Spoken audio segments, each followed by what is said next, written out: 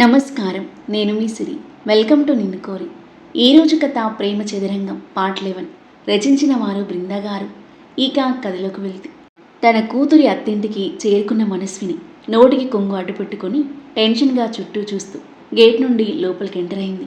ఇంద్రభవనం లాంటి పెద్ద ఇల్లు, విశాలమైన గార్డెన్ మొత్తం చూస్తూ గ్యాంగులుగా నిలబడి ఉన్న గెస్ట్లను దాటుకుంటూ లోపలికి అడుగులు వేసిన తను స్టేజ్పై ఉన్న కూతుర్ని చూస్తూ అక్కడే ఆగిపోయింది. లేహంగా చోలీలు ముద్దుగా ఉన్న తన కూతుర్ని చూడగానే భావోద్వేగంతో ఆమె కళ్ళలు ఆనంద బాష్పాలు చేరాయి. కూతురి రూపాన్ని కళ్ళ నిండుగా నింపుకొని పక్కనే ఉన్న అల్లుడి వైపు చూసింది. చూడ చక్కని రూపంతో పెదవులపై చిరునవ్వుతూ సూట్లో ఎంతో హుందాగా కనిపిస్తున్నాడు. ఇద్దరు సీతారాముల్లా చూడముచ్చటగా ఉన్నారు. ఇద్దరిపై ఏ దుష్టశక్తుల కన్నుపడకుండా జాగ్రత్తగా కాపాడు తండ్రి అని మనసులో వేడుకుంది. వేల మంది అతిథులతో ఘనమైన ఏర్పాట్లతో అంగరంగ వైభవంగా జరుగుతున్న రిసెప్షన్కు ఆమె మనసు సంతోషంతో నిండిపోయింది. వాళ్ళిద్దరి వైపే మురిపంగా చూస్తుండగా గెస్ట్లతో ఫోటోలకు ఫోజులు ఇస్తూ క్యాజువల్గా కిందనున్న తన స్టాఫ్ వైపు చూసి తల తిప్పుకున్న ఈశాన్ని ఏదో అనుమానం వచ్చి టక్కున తల తిప్పి మళ్ళీ చూసింది. తన స్టాఫ్ వెనకాల నోటికి కొంగు అడ్డుపెట్టుకుని కనిపించిన మనస్విని కనుబొమ్మలు ముడివేసి పరీక్షగా చూసిన ఈశాన్ని తను మనస్విని అర్థమై ఆమె మోములో భావాలు ఒక్కసారిగా మారిపోయాయి. కోపంతో మొహం ఎర్రబడింది. ఈశాన్వి తనని చూస్తుండడంతో మనస్విని కలవరపడి వెంటనే వెనక్కి తిరిగింది. ఈశాన్వి కోపంగా చూడడం గమనించి ఆమె చూస్తున్న వైపు చూశాడు అదర్. అప్పటికే మనస్విని బయటికి వెళ్ళిపోగా ఈశాన్వి ఎవరిని చూస్తుందో అర్థం కాలేదు అదర్కి. ఆమె భుజంపై చిన్నగా తట్టడంతో గేటు దాడుతున్న తల్లి నుండి చూపు మరల్చుకుని అతని వైపు తిరిగింది. ఏమైంది? సందేహంగా చూస్తూ అడిగాడు. ఏం లేదన్నట్టుగా తలాడించి ఈశాన్వి గెస్ట్లతో ఫోటోలకు ఫోజిస్తుంటే తన మదర్ వచ్చుంటారా అని ఆలోచిస్తూ కెమెరా వైపు చూశాడు అదర్. క్యాబెక్కి తన ఇంటికి రిటర్న్ అయింది మనస్విని. తల్లిగా కూతురి పక్క నుండి అన్నీ చూసుకోవాల్సిన తనకి ఇలా దొంగచాటుగా కూతుర్ని చూడాల్సిన పరిస్థితి వచ్చినందుకు ఆమె మనసు విలవిలలాడిపోయింది. అమ్మ అమ్మ అంటూ ఎప్పుడూ తన చుట్టూ తిరుగుతూ తనపై ఎంతో ప్రేమ కురిపించే తన ఒక్కగానొక కూతురు ఇప్పుడు తన ప్రజెన్స్ కూడా భరించలేనంతగా ద్వేషిస్తుంటే ఆమె తల్లి మనసు తట్టుకోలేకపోతుంది. మనసంతా మోయలేని భారంగా మారిపోయింది. కళ్ళ వెంట కన్నీళ్లు దారాలుగా ప్రవహిస్తుంటే నోటికి చేయి అడ్డు పెట్టుకొని మౌనంగా రోధిస్తుంది.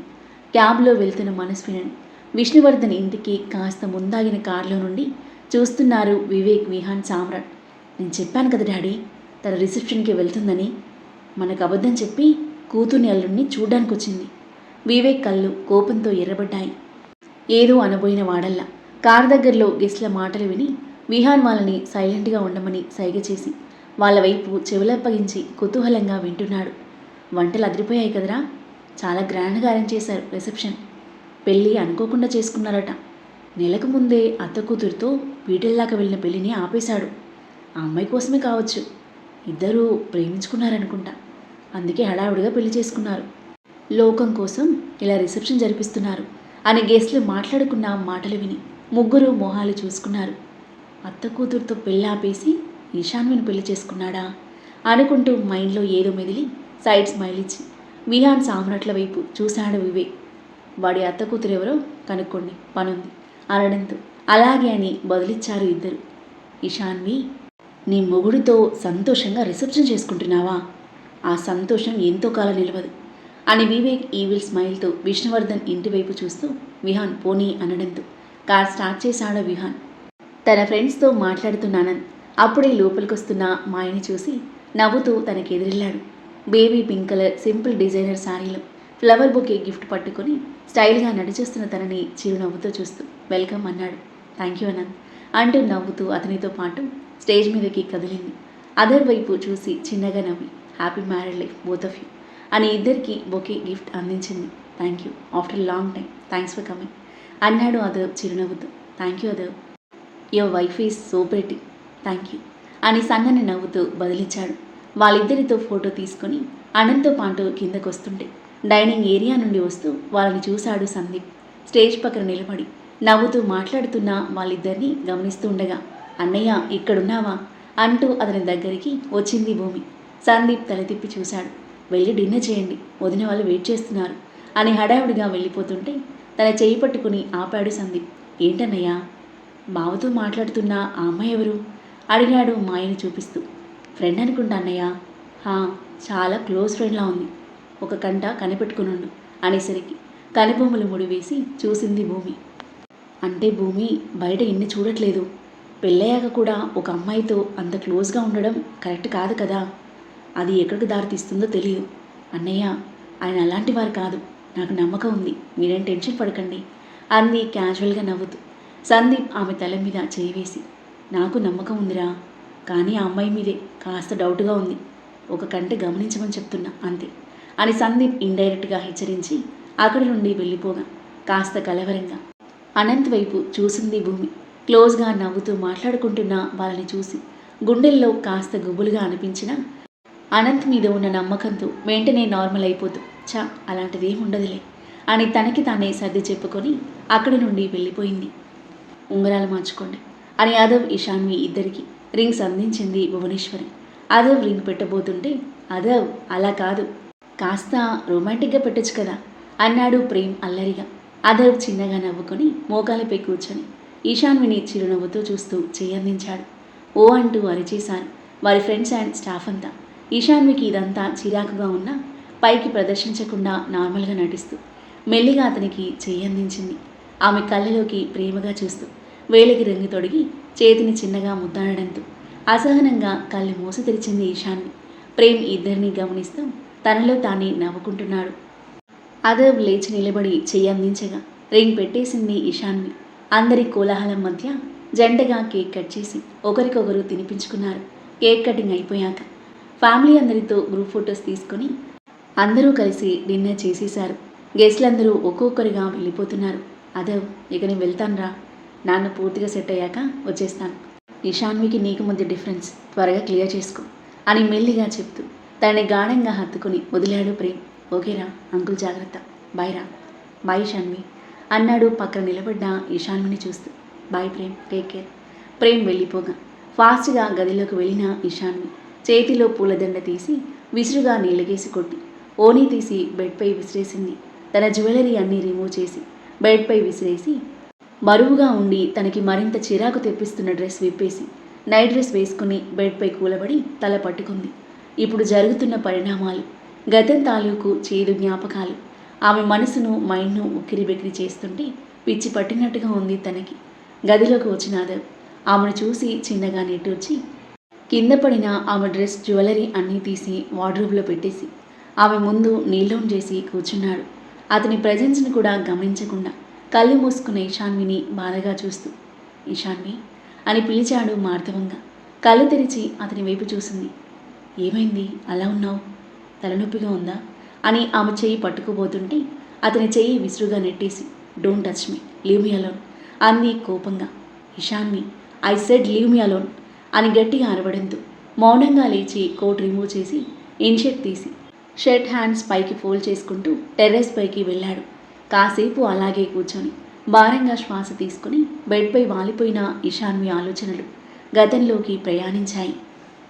దాదాపు 5 సంవత్సరాల క్రితం Indian School of Business Hyderabad ఈశాన్వితో పాటు కార్లో క్యాంపస్లోకి ఎంటర్ అయ్యాడు ఇంద్రనీల్. బాయ్రా, టేక్ కేర్. ఎవడైనా ర్యాగింగ్ చేయడం కానీ క్లాస్లో ఏడిపించడం కానీ చేస్తే వెంటనే చెప్పు, కాళ్ళు చేతులు విరగ్గొట్టేస్తాను అని నవ్వుతూ అంటుంటే ఈశాన్వి నవ్వి, అలాంటిదేం లేదు నాన్న, అంతా బాగానే ఉంది, యూ డోంట్ వరీ అంటూ కార్ దిగింది. అలాగేరా, బాయ్. బాయ్ నాన్న అని అతని బుగ్గన ముద్దు పెట్టి సింపుల్ అనార్కలి డ్రెస్లో క్యూట్గా నవ్వుతూ లేడీ పిల్లల చెంగున ఎగురుతూ లోపలికి వెళ్తుంటే తనని మురిపంగా చూస్తూ కార్ స్టార్ట్ చేసుకొని వెళ్ళిపోయాడు ఇంద్రనీల్. క్లాస్లోకి అడుగుపెట్టిన తనని చూసి, ఆయుషు వచ్చేసావా అంటూ ఎదురుగా వచ్చిన తన ఫ్రెండ్ పూజ, ఏంటి ఈరోజు ఇంత లేట్, పద పద మూవీకి వెళ్దాం అని తన చేయి పట్టుకుని బయటికి లాక్కొచ్చింది. మూవీనా, మరి క్లాస్? ఈరోజు మన వాళ్ళంతా మాస్ బంక్ కొట్టాలని ప్లాన్ వేశాం. బాయ్స్ ఆల్రెడీ టికెట్స్ తీసుకున్నారు. ఇంకొన్ని రోజుల్లో ఎగ్జామ్స్ పెట్టుకుని ఎందుకే బంక్ కొట్టడం అని ఈశాన్వి మాట్లాడుతూ నడుస్తూ ఉండగా ఒక్కసారిగా తమకి ఎదురుగా 4 అబ్బాయిలు పరిగెత్తుకు రావడంతో పూజని పట్టుకుని పక్కకు లాగేసింది ఈశాన్వి. ఈడియట్స్, మరీ రౌడీలా తయారయ్యారు అంటూ వెనక్కి తిరిగి వాళ్ళ వైపు చూసి మళ్ళీ ముందుకు తిరిగేలోపే చేతిలో కర్ర పట్టుకొని చిరుతల మెరుపు వేగంతో పరిగెత్తుకుంటూ వచ్చిన అదర్ దారిలో ఉన్న వాళ్ళిద్దరినీ నెట్టుకుంటూ వెళ్ళేసరికి పూజ కింద పడిపోగా ఈశాన్వి తూలి పడబోయి పడకుండా బ్యాలెన్స్ చేసుకుంది. పూజ ఆర్ యు ఓకే అని తనని పట్టుకుని లేపి, ఏ ఇడియట్, కళ్ళు కనిపించట్లేదా అని గట్టిగా అరిచింది ఈశాన్వి. ఈడియట్ అన్న మాట 10 అడుగుల దూరం వెళ్ళినా అతని చెవిన చేరి శివాలున వెనక్కి తిరిగినాదు. ఏమన్నావు అంటూ కోపంగా దగ్గరికొచ్చాడు. అతని కోపానికి ఈశాన్వి అడుగు వెనక్కి వేసి, మరి నువ్వు చేసిందేంటి? నీ వల్ల నా ఫ్రెండ్ పడిపోయింది. మినిమం మేనర్స్ కూడా లేదు. రౌడీలా బిహేవ్ చేస్తున్నావు అనేసరికి అదర్ పళ్ళు బిగించి కోపంగా చూస్తూ కర్ర కింద విసిరేశాడు. ఏంటి అరుస్తున్నావు? How dare you to talk like that? ఆమె చేయి పట్టుకుని దగ్గరికి లాక్కున్నాడు. అదర్ లీవ్ మీ అని ఈశాన్వి గింజుకుంటుంటే పూజ టెన్షన్గా చూస్తుంది. క్యాంపస్లో అక్కడక్కడ పై ఫ్లోర్స్లో ఉన్న వాళ్ళంతా వీళ్ళ వైపే చూస్తున్నారు.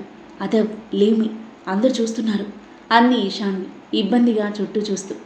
రౌడీ ఈడియట్ అని పెద్ద పెద్ద బిరుదులిచ్చావు కదా, వాటికి తగ్గ న్యాయం చేయాలి కదా పొగరుగా అంటూ ఆమెను మరింత దగ్గరగా లాక్కున్నాడు. అతని బిహేవియర్కి తమని చూసి నవ్వుకుంటున్న అందరినీ చూసి మరింత చిరెత్తుకొచ్చింది ఈశాన్వికి.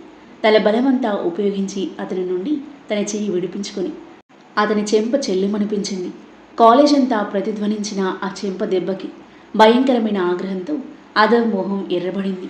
పూజతో పాటు అదర్ కోసం వచ్చిన అతని ఫ్రెండ్స్ షాక్తో స్తంభించిపోయి చూస్తుంటే తమని చూస్తున్న కాలేజ్ వాళ్ళంతా షాకింగ్గా చూస్తున్నారు.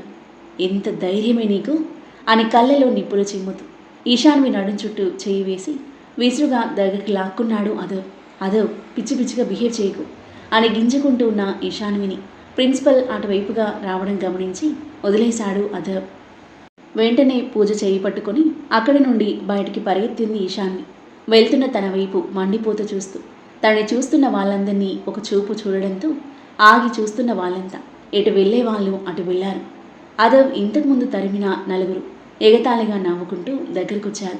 ఆ గ్యాంగ్కి లీడర్ అయిన విశాల్, అబ్బని తీయని దెబ్బ, ఎంత కమ్మగా ఉంది రో యబ్బ అని క్లాప్స్ కొడుతూ అదరు చుట్టూ తిరుగుతుంటే కళ్ళలో నిప్పులు చిమ్ముతూ దవడలు బిగించి చూస్తున్నాడు అదర్. మమ్మల్ని కొడతావా?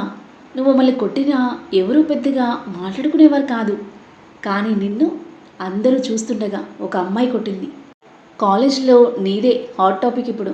నిన్ను చూసి భయపడే వాళ్ళు కూడా నవ్వుకుంటారు అని పెద్దగా నవ్వి, ఏమన్నా కొట్టిందా, థ్యాంక్స్ చెప్పుకోవాలి తనకి అని అంటూ అదర్ పిడికిలి గట్టిగా బిగుసుకోవడం చూసి పదండ్రా అని మెల్లిగా అక్కడి నుండి జారుకునే లోగానే అతని కాలర్ చిక్కేసింది అదర్ చేతికి. మిగతా ముగ్గురు వెంటనే అక్కడి నుండి పారిపోయారు. నేను అప్పటికే మీ మీద ఫుల్ ఫ్రస్ట్రేషన్తో ఉన్నాను. ఇప్పుడు ఇంకా మండిపుంటానని తెలిసి కూడా నా దగ్గరికి ఎలా వచ్చావురా? చచ్చావురా నా చేతిలో అని మొహంపై గట్టిగా పంచిచ్చి కిందపడి ఉన్న కర్రను తీసుకుని అతని బాదుతుంటే ప్రేమ్తో పాటు తన ఫ్రెండ్స్ పరిగెత్తుకుంటూ వచ్చి అదర్ని పట్టుకొని ఆపే ప్రయత్నం చేశారు. అయినా ఆగకుండా వాడి మీదున్న కోపాన్ని, ఈశాన్వి మీద ఉన్న కోపాన్ని మొత్తం వాడిపై చూపిస్తూ వాడి మొహం రక్తం చిందేలా, బాడీ ఎర్రగా కందిపోయేలా ఫుల్గా కొట్టేసి వదిలేయగా కింద మీద పడుతూ అక్కడి నుండి పారిపోయాడు విశాల్. మిస్ ఈశాన్వి, నీకు ఎంత ధైర్యం ఉంటే నన్ను కొడతావే? యు విల్ రిగ్రెట్ దిస్ అని కోపంగా పిడికిల్ని బిగించి పక్కనే ఉన్న పిల్లర్ కేసి బలంగా కొట్టాడు. అదో పద అంటూ అతన్ని తీసుకుని అక్కడి నుండి వెళ్ళిపోయాడు ప్రేమ్ గోళ్ళు కొరుక్కుంటూ. అటు ఇటు తిరుగుతున్న ఇషా నుండి చూస్తూ, అలా కొట్టేశావేంటే? మన క్లాస్ అమ్మాయిలు అతని వైపు సూటిగా చూడ్డానికి భయపడతారు. అలాంటిది నువ్వు ఏకంగా కొట్టేశావు. అతను ఊరుకుంటాడా? ఏం చేస్తాడో ఏంటో అంది పూజ కంగారు పడుతూ. నువ్వు అలా కింద పడేసరికి కోపం వచ్చింది, అందుకే తిట్టేశాను. పూజ చిన్నగా నవ్వి తనని సైడ్ నుండి హత్తుకుంది. పడేసిందే కాక కనీసం సారీ కూడా చెప్పకుండా నాపై పొగరు చూపించాడు. నాతో అలా బిహేవ్ చేయడం తప్పే కదా, అందుకే కొట్టాను. మళ్ళీ నా జోలికి వస్తే ప్రిన్సిపల్కి కంప్లైంట్ చేస్తాను. అదే ప్రిన్సిపల్ కూడా భయపడడు. నువ్వే అతనికి ఎదురుపడకుండా కాస్త జాగ్రత్త పడు. పద మా ఇంటికి వెళ్దాం. ఇంటికా? మన వాళ్ళంతా మూవీకి వెళ్తుంటే ఇంటికంటావేంటి? మూవీకి అదర్ కూడా వస్తాడే అంది పూజ. అయితే ఏంటి, ఇప్పుడు వెళ్ళకపోతే వాడికి భయపడే రాలేదనుకుంటాడు. ఏ తప్పు చేయనప్పుడు ఎందుకు భయపడాలి? పద వెళ్దాం అని ఈశాన్వి తన చేయి పట్టుకుని లాక్కెళ్తుంటే టెన్షన్గానే తనతో పాటు కదిలింది పూజ. ఇద్దరూ ఆటోలో స్టార్ట్ అయ్యారు. వీళ్ళు రీచ్ అయ్యేసరికి తమ క్లాస్మేట్స్ అందరూ థియేటర్కి చేరుకున్నారు. అదర్ కారును ఆనుకొని స్టైల్గా నిలబడి స్మోక్ చేస్తూ ఈశాన్వి వైపు ఓరగా చూస్తున్నాడు. అతని చూపులు తప్పించుకుని పూజతో పాటు బిడియంగా థియేటర్ లోపలికి వెళ్ళి కూర్చుంది ఈశాన్వి. మూవీ మొదలై నేమ్ స్క్రీన్పై రోల్ అవుతూ ఉండగా థియేటర్ లోపలికి అడుగుపెట్టాడు అదర్. అదర్ ఇక్కడ అని అప్పర్ బాల్కనీ లాస్ట్ రో నుండి ప్రేమ్ వాళ్ళు పిలుస్తున్నా అతని అడుగులు మాత్రం మిడిల్ రో వైపు పడ్డాయి.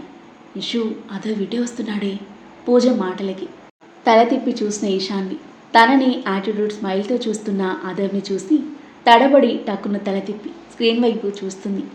ఆమె దగ్గరికి వచ్చి నిలబడ్డ అదర్ ఈశాన్వి పక్కన కార్నర్ సీట్లో కూర్చున్న పూజ వైపు చూసి గెటప్ అని గంభీరంగా అనేసరికి పూజ టక్కున లేచి నిలబడగా ఆ సీట్లో కూర్చున్నాడు అదర్. అతను కూర్చోగాని లేవబోయింది ఈశాన్వి. అదర్ వెంటనే ఆమె చేయి పట్టుకుని ఆపేశాడు. ఆ తరువాత ఏం జరగబోతుంది?